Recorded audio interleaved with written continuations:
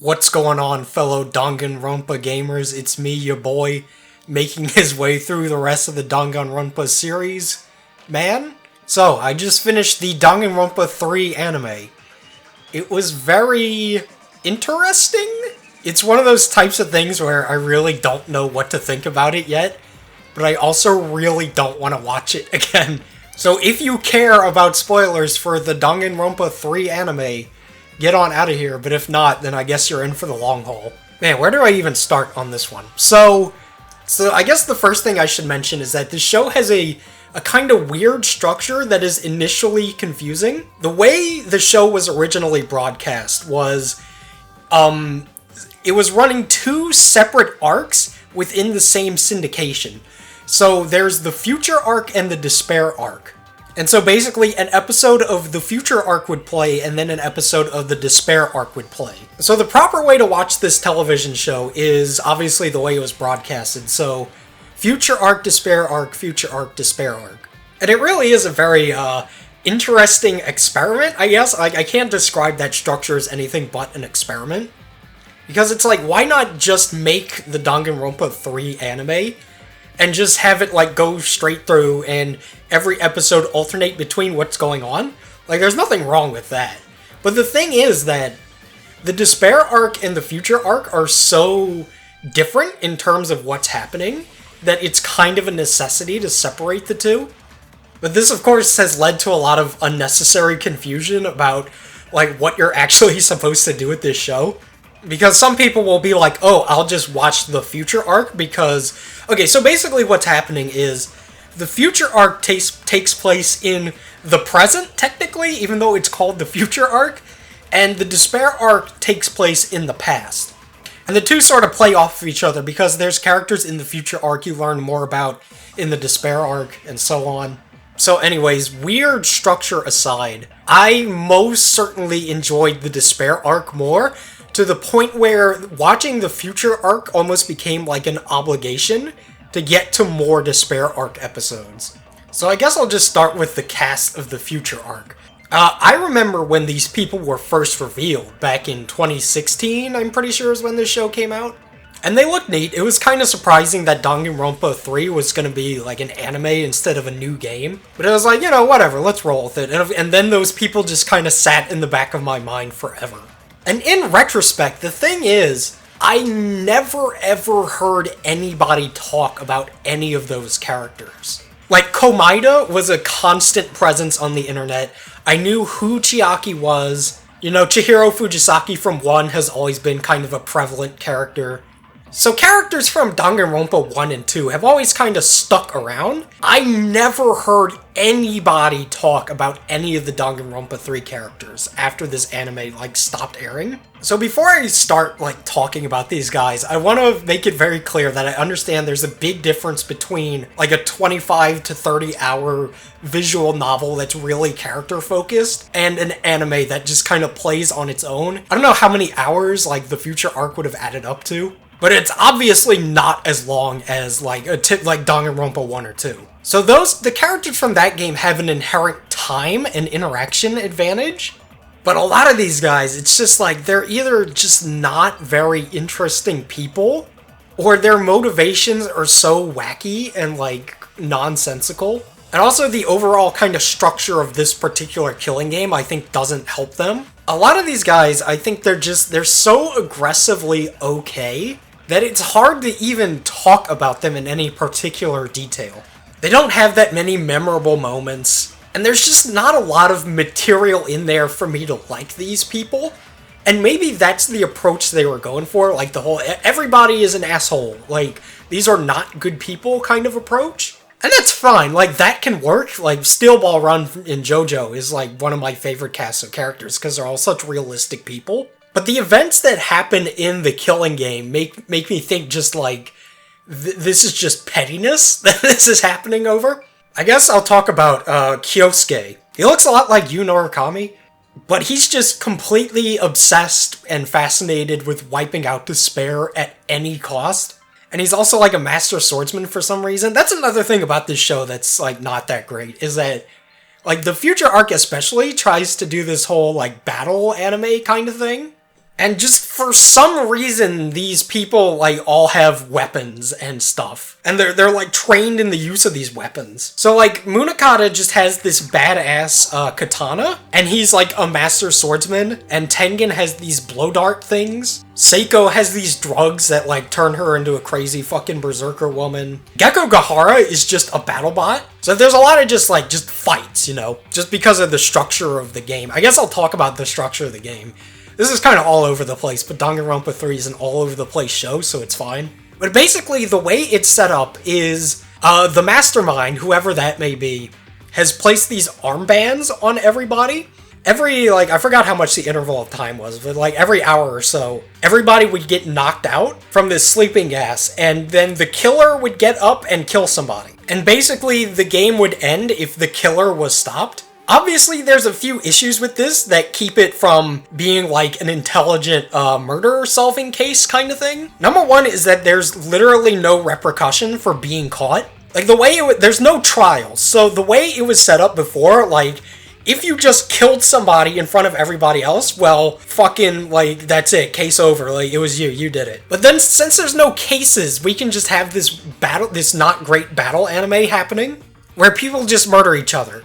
Oh, and also, this was one of the cooler things I thought. I like this a lot about the show, but everybody has a specific thing they can't do, or they'll get injected with poison.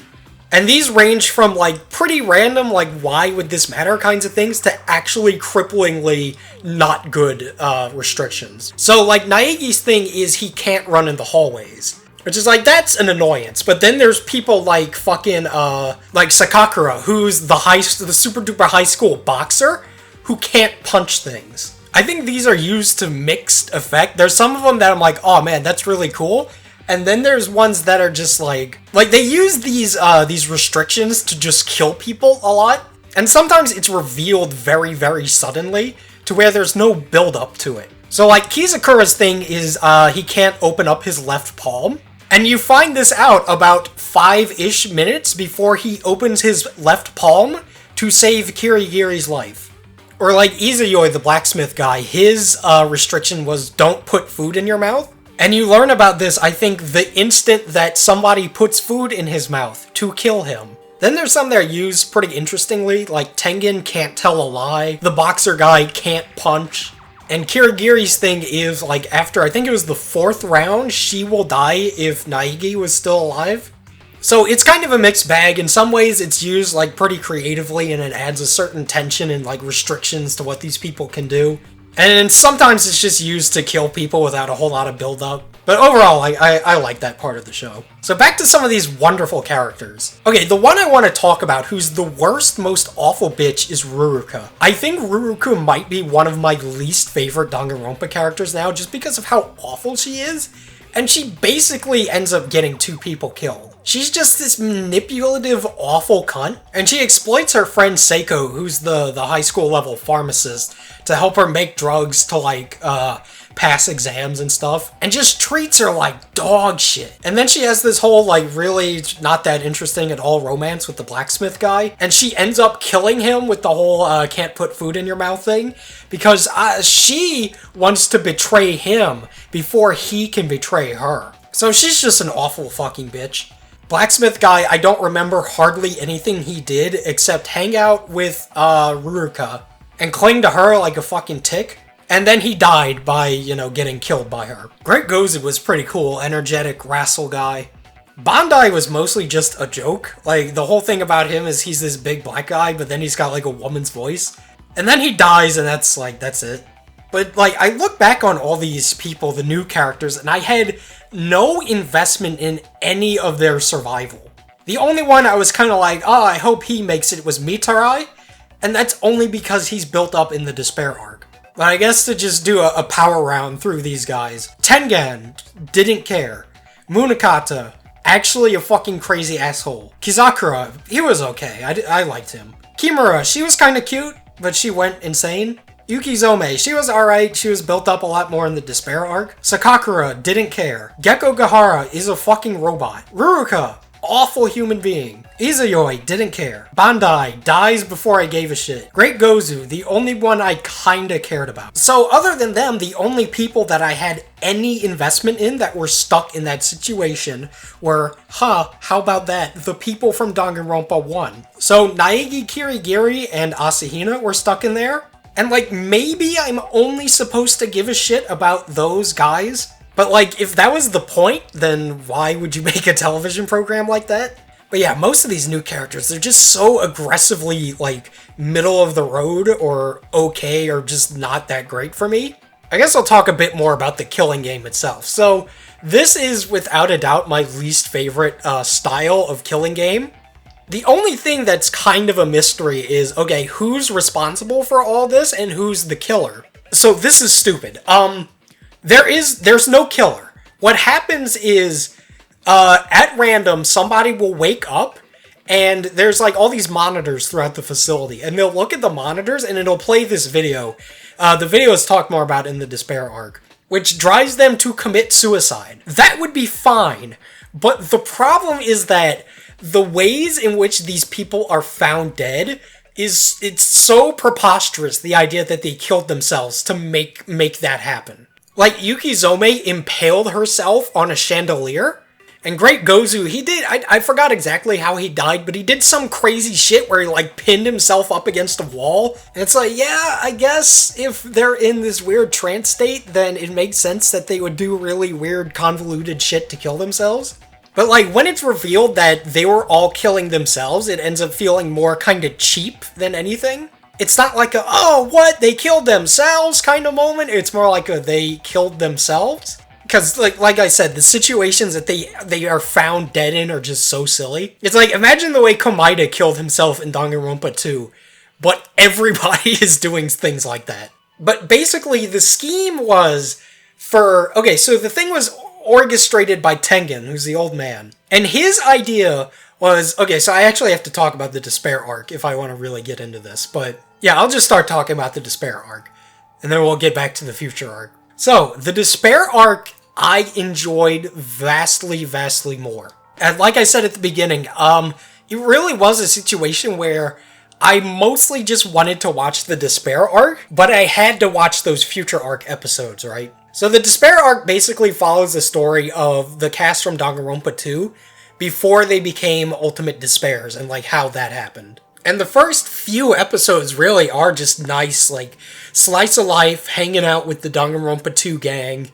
You know, everything's fine, there's no killing stuff going on. It's nice, and it's like, I loved the Danganronpa 2 cast, so I was okay just like, yeah, fuck it, let's just have some nice slice of life, let's have some fun. But the Despair arc stops being fun after a while, and ends up becoming a very gruesome, not pleasant, but still like a good like piece of art kind of thing. The show also fills out a lot of the stuff that wasn't super fully explained in Danganronpa 2. Like, what was going on with the whole Kamukura thing, and how exactly did Junko, like, get all these people and make them into despairs.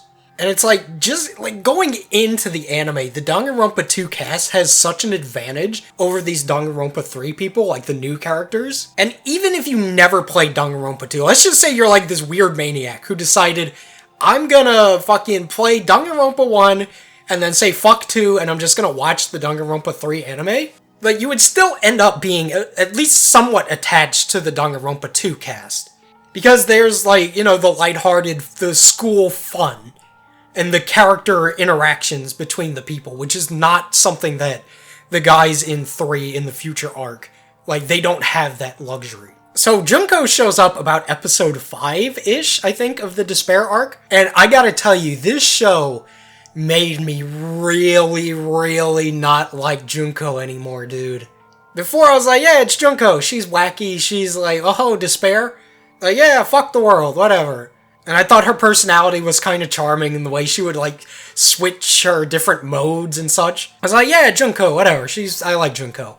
I can't stand her anymore. I want to knock her in her stupid fucking face. Like, actually seeing the process of how she brought the world to despair like that. And especially what she does to a certain gamer GF of mine is making me just like, I don't even want to look at her anymore. I'm tempted to delete my fucking Junko pictures. Like, that's when you know it's serious. But no, she shows up and she's planning her whole, despair, whatever. So she enlists the help of Mitarai, who's also a guy that's in the future arc. And he was a secret classmate of theirs who was swapped out. So basically what happened was the ultimate imposter was like, hey Mitarai, you want to live in secret, I want an identity. Let me be you and I'll go to class as you and you can just stay here and work on your anime. Because he's the ultimate animator. And his whole thing is he wants to make, like, the best anime ever.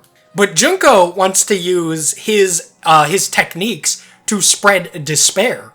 And then there's Hinata, who becomes Kamukura because he feels just so inadequate and, like, shitty. So he's like, yeah, fuck it. Turn me into the ultimate life form. So episode 7 is, like, I think there's something very, very interesting going on with the totality of this show, to where the despair arc is so good at making me feel like shit and genuinely kind of angry. And I just feel this nothingness towards a lot of what happens in the future arc. So Junko ends up finding Kamukura, and Kamukura is just like bored out of his mind from all of existence, because he's like the ultimate being. Nothing excites him. So she's like, I tell you what, let me show you a little bit of this cool shit called despair. So she plans this killing game with all of the people in the Hope's Peak Academy, like the student council. And there's the scene in episode 7 where the student council murders each other, I think was a better future arc than the entire future arc actually was. And it happens over the course of like 7 minutes, I think. It was probably even less than that. So Junko gives them all a bunch of weapons and is like, yeah, kill each other. So naturally they're like, no, like, fuck you. And then she goes, okay, well, I have all of your secrets and scandals, and if you don't start, I'm gonna, like, show everybody everything. So one of the student council members freaks out, something about her mom. She just starts screaming, no, my mom, and fucking shoots one of them. So somebody else steps in and stops her, and then they're like, okay, stop. And then somebody else, like, kills somebody.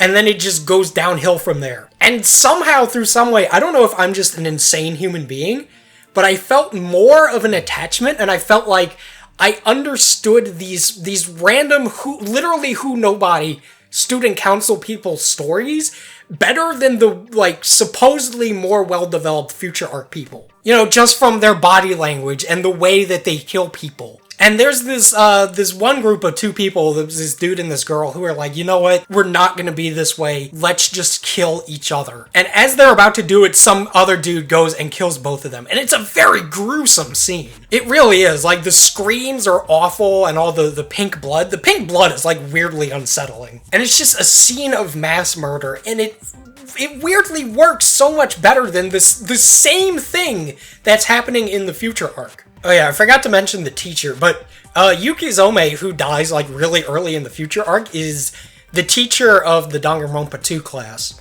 And she's pretty okay. She's like motherly, loving. She's got big titties. But yeah, I like her. So she ends up falling into despair and causing like arguably the entire situation to develop in the future arc. But I'll talk about that in a bit, assuming I fucking remember to. But Junko ends up luring all the Danganronpa 2 people into her evil lair to try and make them all her despairs. And she does this by like torturing Chiaki basically. It was a really hard scene for me to watch. Because, you know, I like Chiaki a lot. She's, like, probably my favorite Danganronpa 2 character.